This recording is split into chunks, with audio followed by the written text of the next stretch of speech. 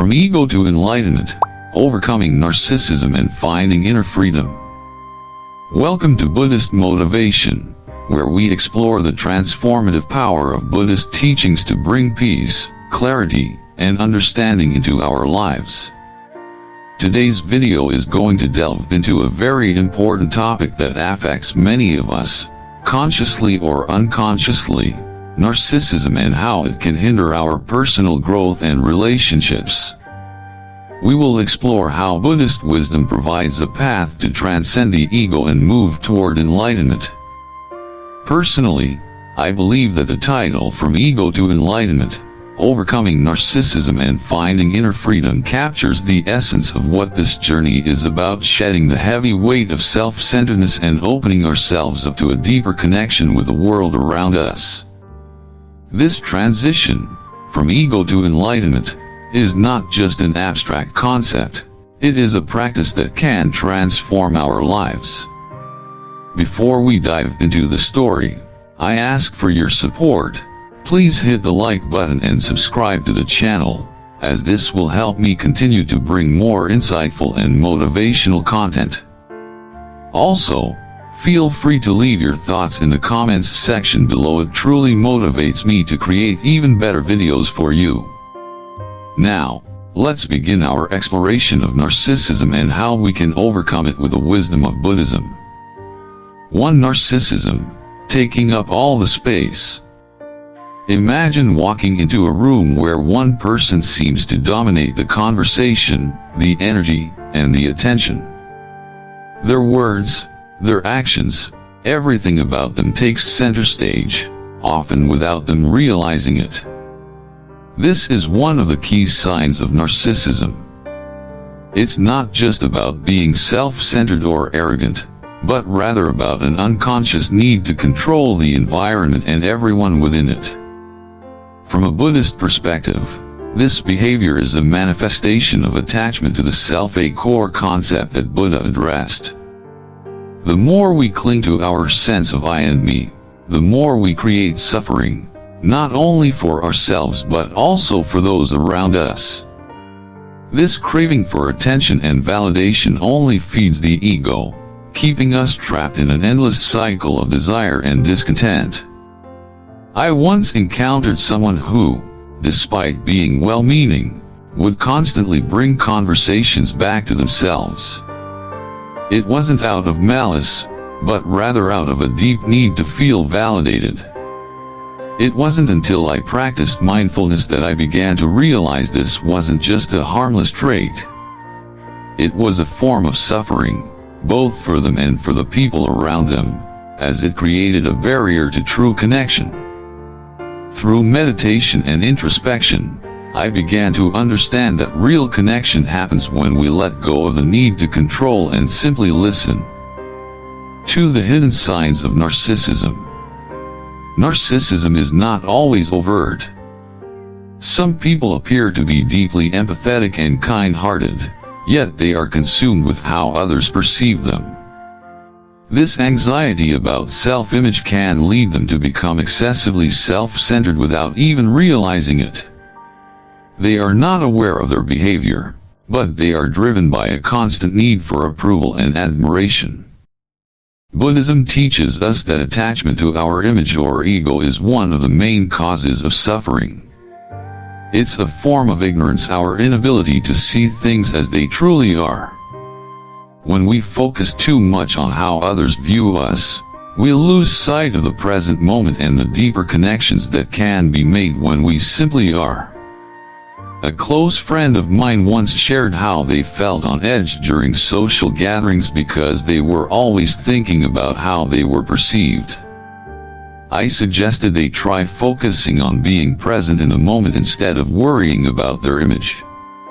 Over time, they learned to let go of that anxiety and felt more at ease in their relationships. It was a powerful reminder of how much we can free ourselves by focusing on mindfulness. 3. The fear of confrontation and emotional collapse.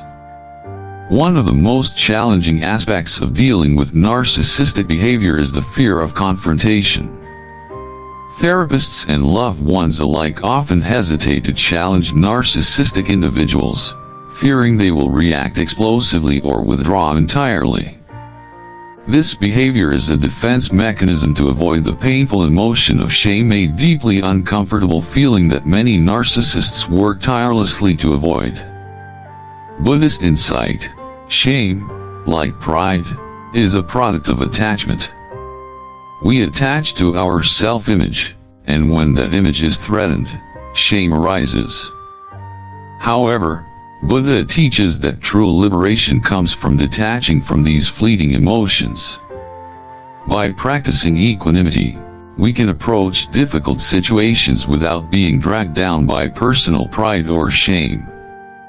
The key is to confront the situation with compassion, not fear.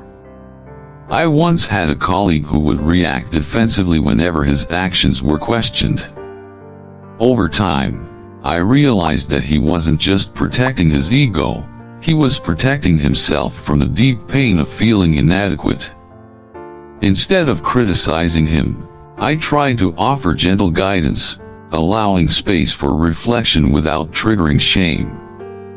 It wasn't easy, but the more compassionate I became, the more open he became to growth. For grandiosity is a shield against shame. Grandiosity, the inflated sense of self, often hides a deep vulnerability. People with narcissistic traits may appear confident and superior, but underneath that exterior lies a fear of being judged or feeling insignificant. This defense mechanism helps them avoid the uncomfortable feeling of shame, which can be one of the most painful emotions. Buddhist perspective: the Buddhist teachings on the impermanence of the self remind us that clinging to any image, whether inflated or diminished, only leads to suffering. By practicing mindfulness, we can observe these mental patterns and begin to release our attachment to the self. When we accept that nothing is permanent, we free ourselves from the cycle of shame and grandiosity. I have encountered many moments in my life where I too have struggled with feelings of inadequacy. There were times when I inflated my self-image to avoid feeling vulnerable. But through meditation, I learned that true strength lies in accepting our imperfections. By embracing vulnerability, we can break free from the chains of grandiosity and find peace in simply being ourselves. 5. The rigidity of narcissism and its impact on relationships. One of the most damaging effects of narcissism is its rigidity, both in thought and behavior. Narcissistic individuals often have a narrow, rigid view of the world, and this can impact their relationships. They may struggle with empathy and emotional connection because they are unable to see beyond their own perspective. Buddhism teaches that flexibility of mind is essential for true peace and harmonious relationships. By cultivating an open and compassionate heart, we can begin to understand the perspectives of others, without being trapped in our own limited views. I once observed a situation where a friend struggled in her marriage because her husband could not see things from her perspective. He was so focused on his own success that he failed to understand her emotional needs. This rigidity created a disconnect between them. By encouraging him to practice mindfulness and compassion, he began to recognize the importance of flexibility in his relationships. Slowly, he began to shift his mindset, leading to deeper emotional intimacy. 6. Cultivating attention and compassion. When dealing with narcissistic individuals, whether in therapy or in our personal lives, it's essential to cultivate both attention and compassion. By understanding the root causes of their behavior, we can approach them with empathy and without judgment. However, we must also maintain healthy boundaries.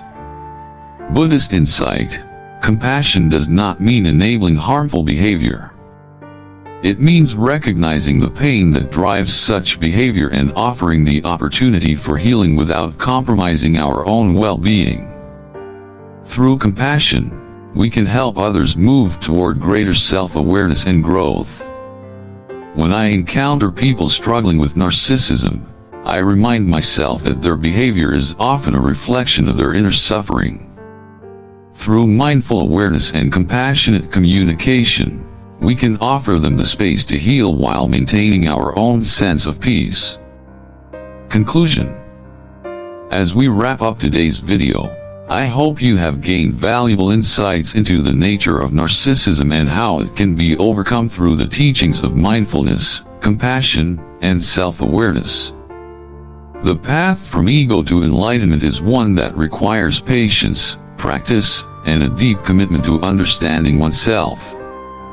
Remember, the key to breaking free from narcissism lies in the ability to let go of attachment to the self and embrace the impermanence of all things. By doing so, we can experience true inner freedom and peace. If you found this video helpful, don't forget to like, subscribe, and share with those who may benefit from this message. I look forward to seeing you in the next video where we'll explore more life-changing lessons from Buddhist philosophy. Stay tuned, stay mindful, and stay compassionate. Until then, take care and continue your journey toward enlightenment.